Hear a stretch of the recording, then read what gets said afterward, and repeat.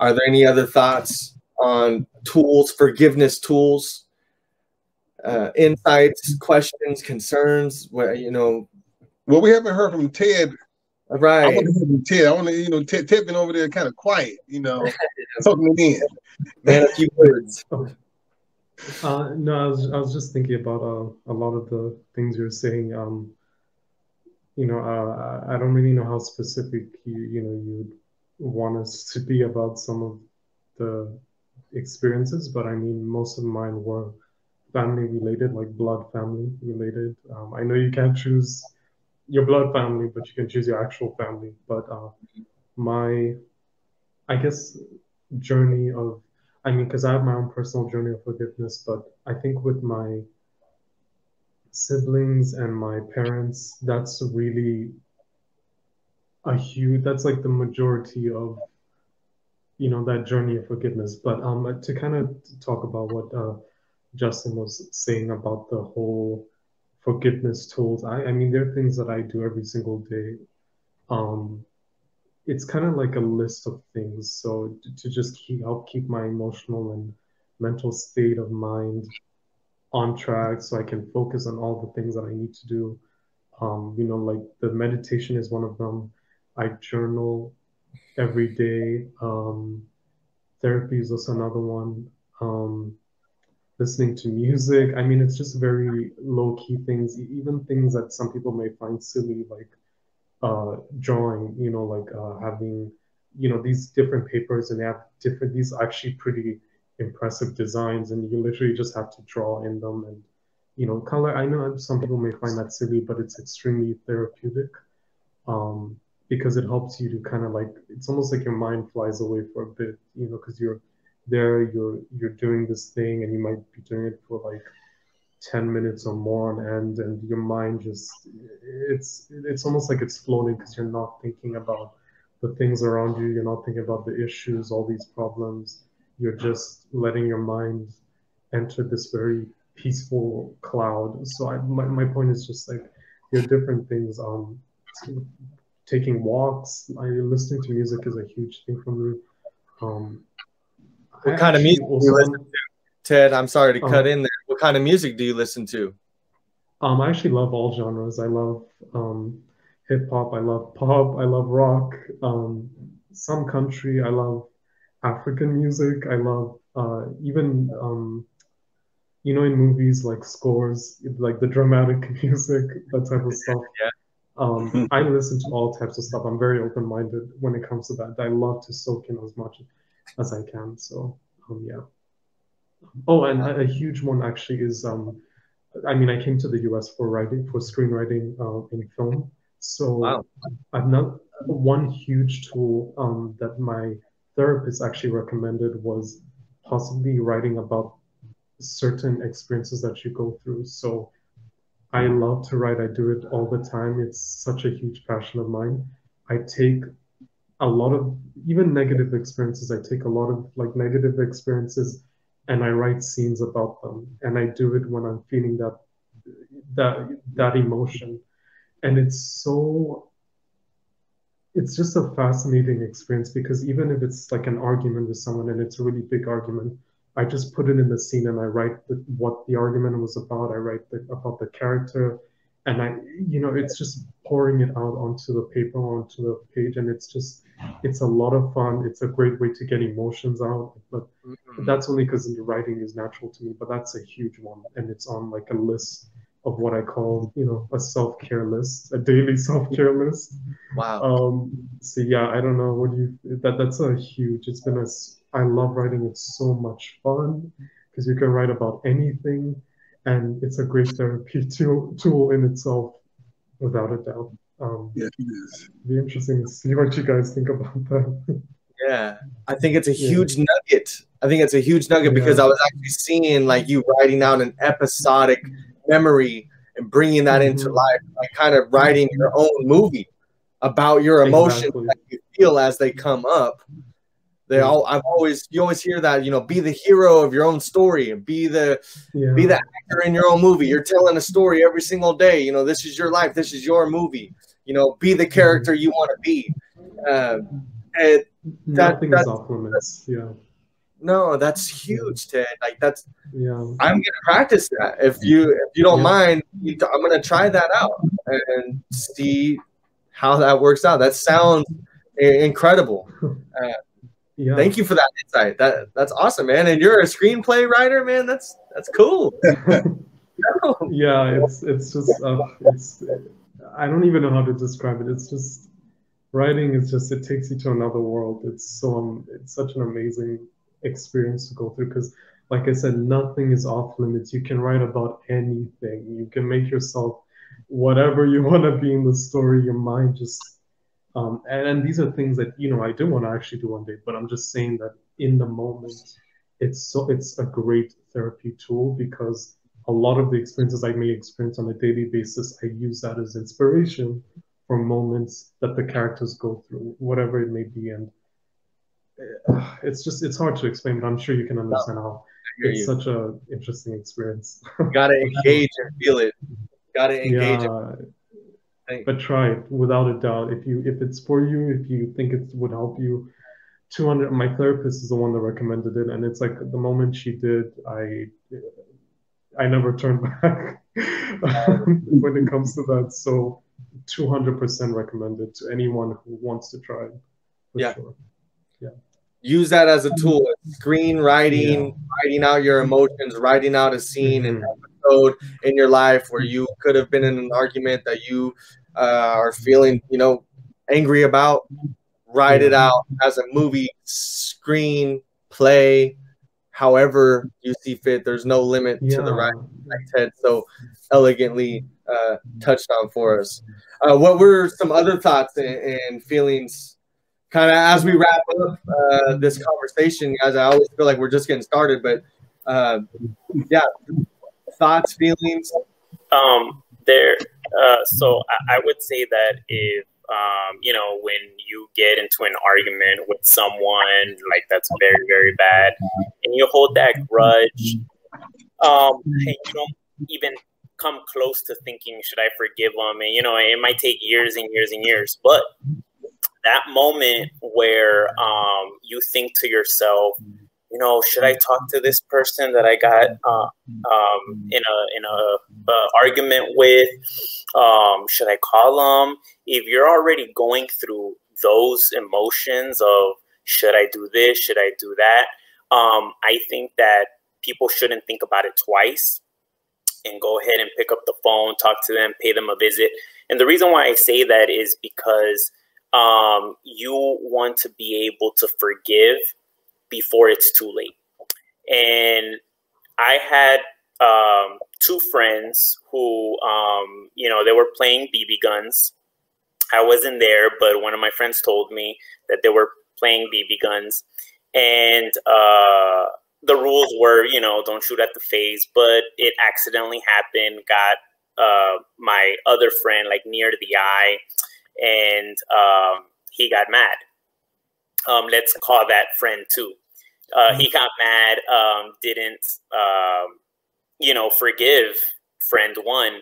And so maybe about a year and a half after, 2 years, when friend two kept telling me, oh yeah, you know what, I want to talk to him, but it's been a year and a half and there's no point. And I got mad and I kind of feel embarrassed that it was something silly that I got super mad about for a whole year and a half. I should have, just kind of, wiped it off and just smiled it off. And so anyway, friend one ended up passing away at a very young age. And after that, friend two just regretted it. He kept, he would call me and he would tell me, I should have said, that everything is cool. I was the one that was continuing to hold a grudge. I should have just, forgave him, because at the end of the day, now when I'm thinking about it, it was an accident, but I think he waited too long that, he felt, I guess, embarrassed to go up to, the whole man to man, to share his emotions, to share his feelings, that, after that, it was too late. The friend had passed away, and there, at that point, you know, now he has to deal with that, and it's kind of like a burden on himself, you know. So that's what I would say. Just, you know, if you have those thoughts like, should I talk to them? Should I pick up the phone? Just do it. Don't even think about it twice. Right, right. Let your heart guide you in that moment. Let your fear drive your faith into that freedom of just setting yourself free and finding forgiveness. I love it, Richard. The story resonates with me really quickly. It's my dad. I told you about the pain that he had with my grandfather. My grandfather, rest his soul, he passed away 2 weeks ago. And as I'm around my father and family members and, you know, aunts and uncles who are my father's kids, you know, seeing them hold on to resentment all the way to the last minute, like you mentioned, Richard, is like, don't find forgiveness before it's too late, because now that grandpa isn't here, they can't verbally have those conversations about things that maybe they needed to find forgiveness for, or have the opportunity to fully forgive, you know. And now they don't have that opportunity. My dad is that man. I'll speak on for him because I'm watching it. I'm observing him, you know, in my grandpa's last days, and how he can't come to it. You know, he's been hurt, and he didn't know how to forgive. He is a very prideful man, and that's what makes it sad about my grandfather's passing, because me and my grandfather were best friends. You know, I have no regrets in that aspect of leaving everything on the table with him. But my father, I could see the pain behind it, and how he still hasn't found forgiveness, and how that weighs on him deeply. So thank you for that story. Thank you again for letting me mention it, Malik. I'll let you close this out, Dr. Houston, if you have a couple last-minute tips. What do we say to anyone who is having trouble finding forgiveness or forgiving the ones that hurt them? I'll let you guys carry us out. You know, I was going to say, I think that Richard and Ted showed a pattern, you know, with Richard, you know, realizing that what he was doing with the video was petty, you know. And then with Ted, it was kind of like, you know, just going through and using journaling and writing as a means of a therapeutic release. You know, it's taking those pains, it's taking those situations and letting those situations propel them into who they're supposed to be, who they're becoming, these great leaders, these great young men, you know? And so they're taking the poop and allowing it to have them blossom. So I think that that's powerful. And I think that if you can visualize your life right now and say, and try to come with the understanding that you don't have any pain right now. If you don't have any pain, what would you do? What would your life really be like? And be honest with yourself. Would you be compelled to do something further, or hungry to learn and to search out? Or would you just be content? Mm-hmm.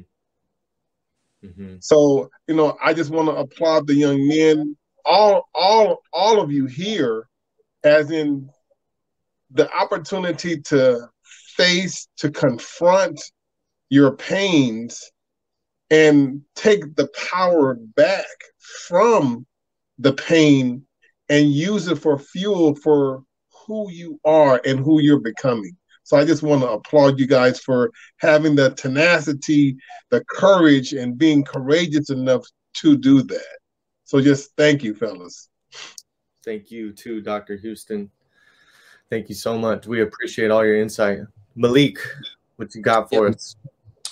Just real quick, that I just wanted to say that forgiveness is a super strength that gets confused as a weakness. And I think it gets confused as a weakness because of the vulnerability. And the vulnerability can be looked at as a weakness. But to be completely honest, I've always seen vulnerability and forgiveness as super strengths, not just strengths, super strengths, because they have this stigma of being a weakness. And because they have the stigma behind it, I think that makes them different from regular strengths. Because when you have strengths, you know, people can typically pick out strengths a lot easier.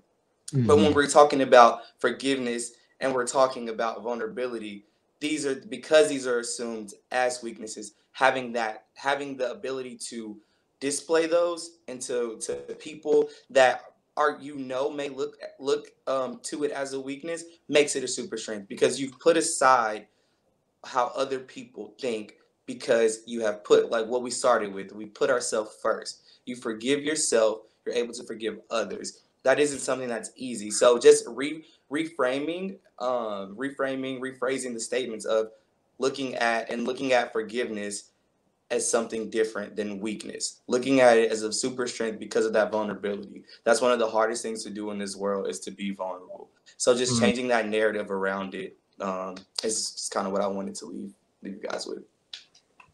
Man, that's a great point to end on. You know, a wise man once told me a man is measured on his gentleness, and vulnerability is your superpower. Forgiveness is your superpower. Thank you for closing us out like that, Malik, Richard, Dr. Houston, Ted. It's been a great pleasure. I wish we had more time. But I want to thank you for all your incredible insight on the power of forgiveness. If you need to write out your emotions like an episodic memory or a scene in the movie, if you need to use a superpower of forgiveness and be the hero of your own journey, the hero of your own story, we've talked about talking or saying something and for finding forgiveness before it's too late. You've heard me put my heart out there and spill all my beans of things that I'm dealing with within my life. And I just want to thank everyone for giving me the time and space, and for all of us who contributed. I want to thank you, especially for joining us during this chat. Before I let you go, I have a few reminders for you. If you or anyone in your life is dealing with suicidal thoughts, ideations, or having negative time, please don't hesitate to call the National Suicide Prevention Hotline, 800-273-8255. Please write that number down. Don't hesitate to call. There's also a number that you can text if you're in a mental health crisis or emergency, 24 hours around the clock. That's the text hotline, 741-741. Please don't hesitate to use these resources. We care for you. We want you to be healthy. We want the ones that you love to be healthy, and everyone else around you. Thanks again for joining us on this powerful, powerful discussion. As always, I'm your host, Justin Martinez. And if you enjoyed this content and want to enjoy more Brother Be Well content, please visit us at brotherbewell.com. Again, that's brotherbewell.com. Before I sign off, I always want to remind you, brother, be well. And thanks for joining us.